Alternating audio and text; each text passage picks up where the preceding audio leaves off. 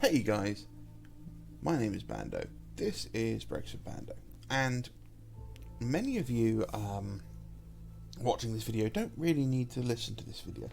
This is aimed at those of you who are getting into Warhammer for the very first time. You're probably big fans of things like Total War Warhammer, and you've seen that there is this new board game or tabletop game called The Old World, and you've given it a shot. Maybe you don't know anything about tabletop war games, you don't know anything about model building, and that's absolutely fine. And I want to give you guys just a real brief heads up and some tips how to save yourself some money so you don't just end up buying loads and loads of stuff. And I'm not going to tell you what models to buy here. This is solely about the tools.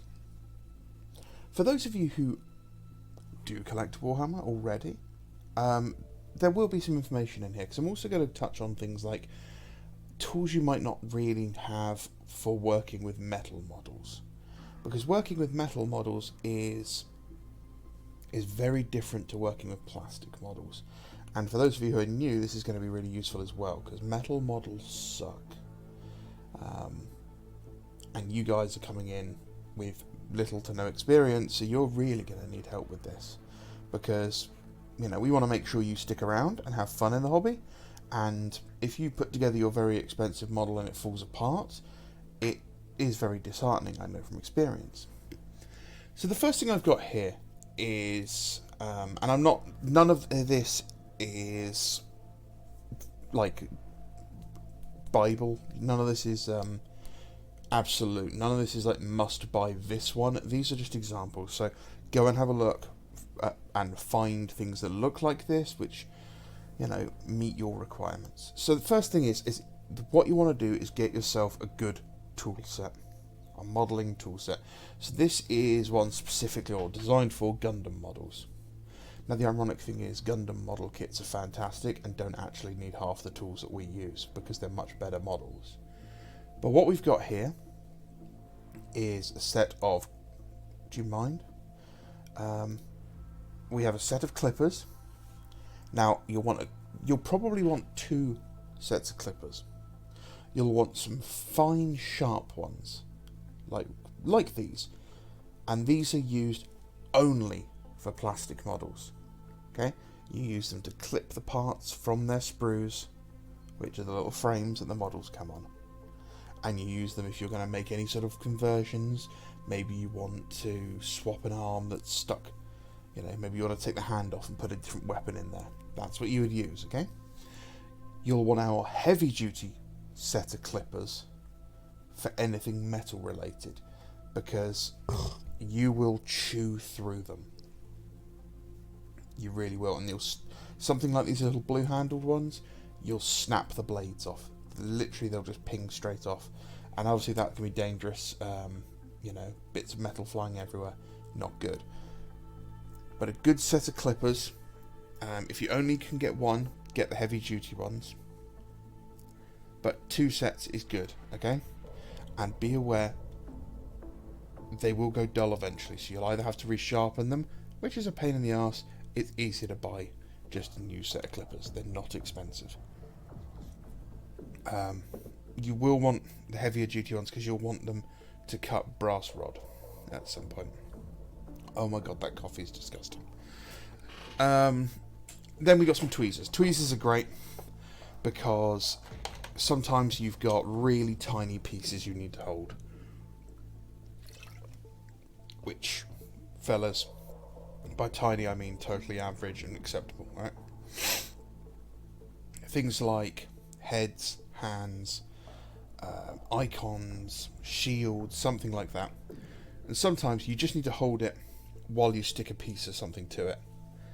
These are good, they're nice and small. Sometimes you can get the reverse pressure ones where to open them you push, and by letting go they hold on to things. Those are really good as well, because you can just pick the item up and then you don't need to stress your fingers holding them in place anymore. File. This has got a file. If you're going to be working with metal models, the files are a necessity. Mold lines, where the two parts of the mould come together and they're never quite perfect, so the material will splurge out between the two of them, is unfortunately it's a reality of model making. And for those of you who've not seen these models before, these are older models, the moulds are older in style. You're going to be blown away by how much space is on the sprue that's wasted, and while they've done a really good job of updating the sprue, or not sprue, so the moulds to use modern technology, they will, by their very nature, as the way they've been cut, still have mould lines, which is something Gundam kits don't have. A file is fantastic for metal models because metal is obviously harder than plastic. You don't want to blunt your knife doing it. On the plastic models, we can use a craft knife and we just scrape down at 90 degrees and that just peels off the extra little bit of material. The file is good, but I'm going to cover those a bit more. Next up to it is the craft knife. This is going to be a workhorse. You'll want one with interchangeable blades so you can swap out the blades. I prefer the ones with the push-up blades because if it gets blunt, you can just snap it off and you've got another bit. Pardon me. And you can just control it a bit better, in my opinion. Be careful with it. It's a knife. It will cut you. Don't freak out. You're going to get cut. End of the day. You're going to nick yourself. You're going to slip. This is why you want a sharp blade, not a blunt blade, so you put less pressure behind it. So get something you can replace the blades on easily, and buy some spare blades. You can use this for removing models from the sprue. You can use this to remove the mould lines. You can use this to chop bits off of models. You can use this to flatten areas so you can get a better contact for your glue. You can use it to chop up basic material. As I said, knife is going to be your number one tool. If you can only buy one tool, a standing knife or some sort of craft knife is it. Now the last two things on the right that look like lollipop sticks are just called Emery boards, and they're just textured. They're textured boards, and one will be coarse, then the one on the other side will be not as coarse, and then you'll have a high grit number on one side and then a super fine on the other. And basically what you do here is you can use them to polish and remove imperfections. So where you use your clippers to clip off the connection points, you will leave a little burr behind.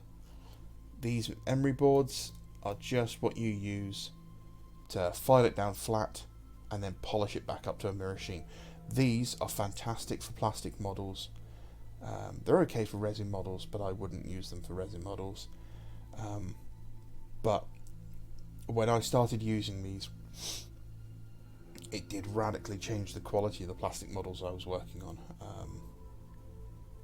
It is very easy to use, they're very cheap, you can buy them on their own. Can't recommend them enough. So, first things first, we get a good toolkit. So we've got some different toolkits here. That one was $8.99, this one's $16.99, and comes with a few more items. A cutting mat is quite important, especially if you don't have a dedicated hobby space. A cutting mat is really important because you don't want to damage your desk. It also helps you keep everything in one place. If you can put it in like a little tray or something, all your parts stay in that tray and you don't lose them. So this has got more stuff, different shaped files, that sort of thing, different Emery boards. So that's quite a good set as well. This one, again, more of the same. I'm not entirely sure what this thing is. Yeah, I haven't got a Scooby-Doo. I can't see what it is. It could be a manual grinding machine. Doesn't matter. Yeah, it looks like it's some sort of Dremel. Not really something you desperately need to begin with, but again, this is all just more kits for, model stuff. So don't think you have to buy this super cheap one. Find a model kit you like. You can come over to Element Games and buy one of, their tools. Army Painter did do some tool sets for a while. There you go, you can see a more heavy duty set of tool clippers there. But don't think you have to buy, you know, Wargaming branded stuff as well. Okay, go check out model railway companies. They make great tools to use, and they'll be a lot cheaper than stuff that's aimed at wargamers. So the next up is a hand drill or a pin drill. If you're going to be working with plastic models, these are nice and they're useful, but for metal models, they are a necessity nowadays, or they always have been really. All this is a miniature hand drill, and you have different drill bit sizes, and what you'll do is you end up using something like this 1mm bit here, that one, and all you do is you drill a hole into the model, and then you drill a hole into the other part of the model, say his arm, and you put a little piece of rod between them. You can buy some 1mm brass rod on eBay, very cheap, and then that gives it some extra support, and this is called pinning. Now I do intend to do a video entirely on pinning, but one of the most common ones you would do is you would drill up through the model's foot, which is fine if they're a bigger model like a Space Marine or a Giant or a Minotaur or something like that, but on like a human-sized model it can be a bit touch and go. You don't want to drill all the way through their ankle, for example. But yeah, let's say we're working on a bigger model, something like a dragon. You drill up through the foot, through your base, through the plastic base. You haven't mounted it to the base yet. You can put a paper clip in there and stick it out the foot, super glue it in place, drill a hole in the base, and then you bend the metal around the base and the bottom of the base and super glue it in place. This will simply give the model more stability, it won't fall off the base, and it's less likely to fall over. It was a real problem with metal models. Luckily, larger metal models have gone the way of the dodo, but there are still a few, and there's a few hybrid kits out there that you're going to see during your time in the old world. Don't think that they're bad. Metal models are lovely, they paint up really nicely, they feel fantastic, they just take a little bit more time to work with. A pin drill and learning to use it will serve you really, really well, especially if you get into 40k. You'll be drilling bolter barrels out, you'll be drilling bullet holes into everything, all sorts. On a side note, you can, if you don't want to use one of these, you can look at getting something like the WoW stick, which is an electronic version, but it's 5 times more expensive than this manual one, and it's not really necessary. I've not used mine on a metal model, so I don't know how it's going to hold up, but yeah, something like this, which even comes with a little vise, is quite useful, because you know, you can pop the model in place, hold it in place, and then just drill through it. Very, very useful. Next up is a hobby saw. Hobby saws are the king for chopping and changing models. If you've got something that you really want to work on and you want to change it about, or if you just want to remove gates from things.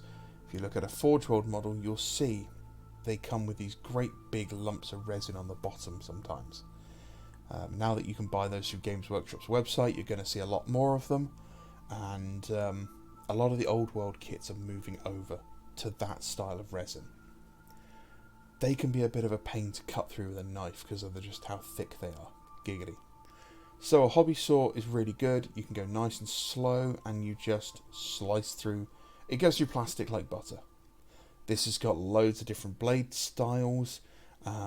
This one here is quite good for getting into thin and annoying places, but 9 times out of 10 I just use this standard curved, flat bladed but curved edged one. That's all I use, and they are really, really, really good, especially for a tenner. This almost should take over from your hobby knife for any sort of cutting jobs that aren't just real fine precision work. Files. This is for anyone who's going to end up dealing with metal models. Files are your friend. A good set of needle nose or needle files is absolutely necessary. the mould lines on metal models will eat knives for breakfast.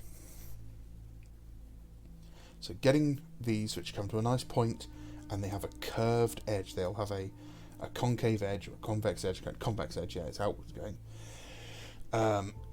will allow you to accurately remove extra material, and metal models will have lots of extra material, and you'll be able to smooth it down nicely. They'll eat plastic like nobody's business, so don't bother using them for plastic. You can, but it takes a lot more fine motor skills and just ability to work with. But yeah, they're mainly made for metal. On a side note, don't use them for resin. If you're going to have to file resin in any way or sand it down, please wear a dust mask and try to do it outside. The fibres from resin, really, really bad for you. Like asbestos bad for you. So files, again, really cheap. Under a £5. You could probably get them even cheaper from like a model railway toolkit show. I think it's Squires are the big one. I can't remember. But a set of files. And the good thing about metal files is they last forever, effectively. They'll last us forever because you know what we're working on. What you'll mainly need to do is just get an old toothbrush and just scrub them out and clean them every now and then, because they will just get gunked up with all the bits of resin, metal and plastic you're working on. But because you know all of those are softer than these files, you shouldn't ever need to replace these. Putty. Everybody loves putty. Now quickly we call it green stuff because we're referring to this stuff. But any modelling putty is going to be really useful for you for two things. One, filling in gaps on metal models because they're not as great as plastic models, but also for making bases. So when you've got your base, you might want to, you know, bulk it up a bit, maybe have the guys standing on some uneven ground. A little dollop of putty, you know, something like Milliput, this one over here, nice and cheap, and you can just use it to texture the base, add some variation in height to the base, making fur cloaks, that sort of thing, sculpting in hair, anything you want, but mostly it's going to be filling gaps to start with. And the sooner you learn to use putty, the better, because it's one of those things that really can help you take your modelling to the next level. With that, silicon shapers or sculpting tools. A lot of people start on metal dental tools. Those were the ones that Games Workshop always used to tell us to use. Don't bother. These silicon shapers, these ones are really nice because they've also got the embossing tips on the end, which are nice because you've got a nice circular like punch you can use. These are so much better. They'll get you a nice sharp point, nice and soft. I like to sculpt with old metal tools, and I started using these, and the difference was night and day difference. So cannot tell anyone to use metal tools anymore, please. If you're going to use putty, even if for filling gaps, just grab one of these. It's £4. All of these tools that we've gone through, basically you could have got these for like less than the price of a box of core troops. Now the last one, this one's just more of a quality of life thing, is a cordless rotary tool or a Dremel. It just speeds up everything, you know, sanding, cutting, drilling, all of these things are just done a little bit quicker if you've got a Dremel. If you end up getting bitten by the bug and you want to make some big changes to models using a Dremel, you'll just speed everything up. You'll cut all of your work time in half, and they're just great. They're really fun to just absolutely destroy a model when you want to work on a conversion. So yeah, those are my recommendations, you know, sort of for tools. Start with a nice basic toolkit. Honestly, day one, just buy something like this and ignore everything else until you've built your first model kit, because that's going to teach you more than you need anything else. It will show what you like using, what you don't like using, what you struggle with, and then you can make any more informed purchases. The last thing I'm going to recommend, first one is for if you get working with metal models, is you're going to need super glue. Unfortunately, yeah, so you're gonna need, you can't just use plastic glue, you're gonna need super glue. It really doesn't matter on the brand. Games Workshop super glue, don't buy Games Workshop paint, glues. They are really expensive, and also they're made to take longer to dry, so they're just a pain in the arse to work with. Something like Gorilla Glue I found is really great because it's a bit thicker, so it doesn't go everywhere. But you know, you can just use really cheap super glue. You can don't use wood glue, don't use PVA. It's super glue for metal models, plastic glue for plastic models. Now, you have two kind of types. You have those with a nozzle and those with a brush. I prefer the nozzle ones. Grab yourself some of this referral and maybe a lighter, because that nozzle does get blocked. But the extra thin Tamiya is very popular, with good reason.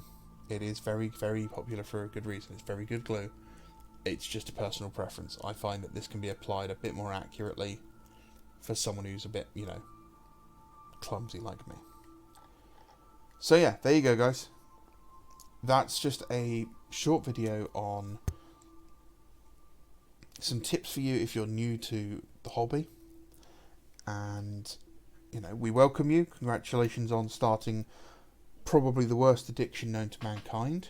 Commiserations to your wallet. If you are a fan who's come from the old, not the old world, sorry, Total War, you know, thank you. It's actually down to you guys that fantasy has come back. You know, hope you enjoy it. Even if you don't enjoy the game, you know, enjoy making the models and painting them.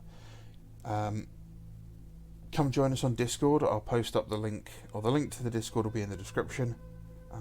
Come show us your models, show us what you're working on.